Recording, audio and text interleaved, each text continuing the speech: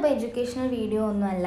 ഞാനിപ്പോൾ ചെറിയൊരു weight loss ജേർണിയിലാണുള്ളത്. അപ്പോൾ അതുകൊണ്ട് തന്നെ ഒരു ക്വിക്കായിട്ട് മോർണിംഗ് റുട്ടീൻ ഷെയർ ചെയ്യാമെന്ന് വിചാരിച്ചു.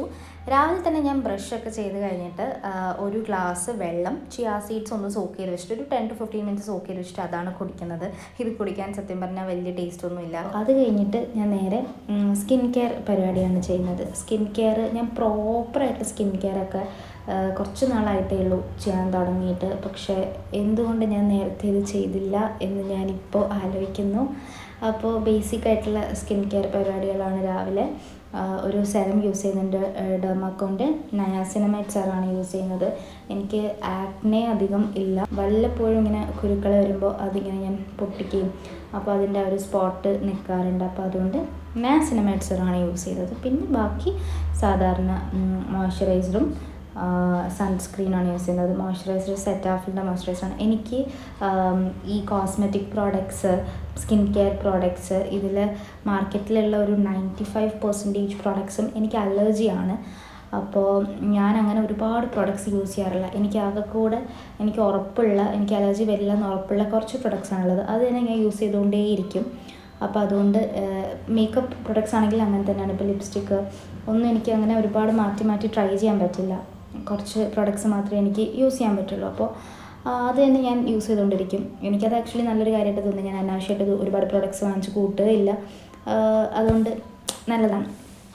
പിന്നെ ഞാനൊരു ബ്ലാക്ക് ടീ ആണ് ഉണ്ടാക്കാൻ പോകുന്നത്. എനിക്ക് കട്ടൻ ചായ ഭയങ്കര ഇഷ്ടമാണ്. രാവിലെ എനിക്ക് നിർബന്ധമാണ്. പിന്നെ ഇന്ന് ഞാൻ 2 അപ്പമാണ് കഴിച്ചിട്ടുണ്ടായിരുന്നത്. പിന്നെ ഇത് എന്താണെന്ന് വെച്ചാൽ ഇത് ഞാൻ ഓട്സിൻ്റെ ഒരു ചാറ് പ്രിപ്പയർ ചെയ്യുകയാണ്.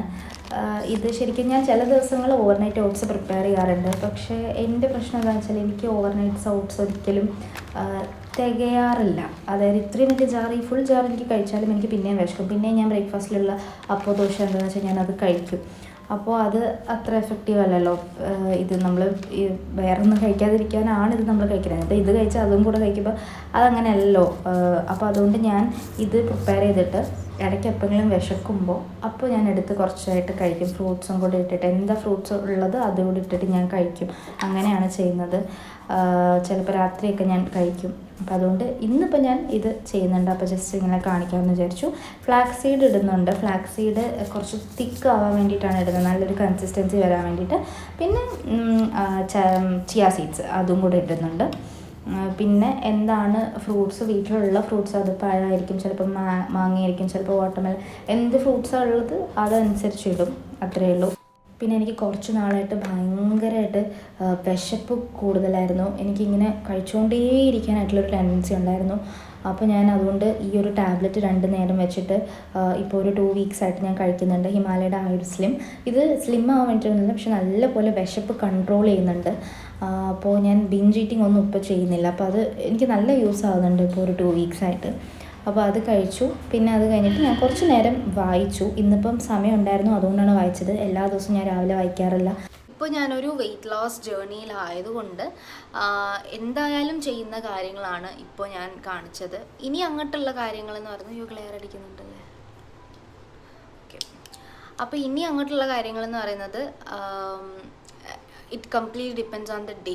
ഞാനിപ്പം പുറത്ത് പോകുന്നുണ്ടോ അതോ വീട്ടിലിരുന്നിട്ടാണോ വർക്ക് ചെയ്യാൻ പോകുന്നത്, വേറെ എന്തെങ്കിലും ആവശ്യങ്ങളുണ്ടോ, അപ്പോൾ അതെല്ലാം ഡിപ്പെൻഡ് ചെയ്തിട്ടാണ് ഇനി അങ്ങോട്ടുള്ള കാര്യങ്ങൾ. പിന്നെ അതിന് വേണ്ടി റെഡിയാവുക, അങ്ങനെ ഇങ്ങനെയൊക്കെ അങ്ങനെ പോവും. ഇത്തരം കാര്യങ്ങളാണ് എന്തായാലും ചെയ്യുന്നത്. പിന്നെ വർക്കൗട്ട് വെയിറ്റ് ലോസ് ആയതുകൊണ്ട് തന്നെ അതുകൊണ്ടാണ് പറയുന്നത്. വർക്കൗട്ട് എനിക്ക് ഒട്ടും രാവിലെ ചെയ്യാൻ പറ്റില്ല.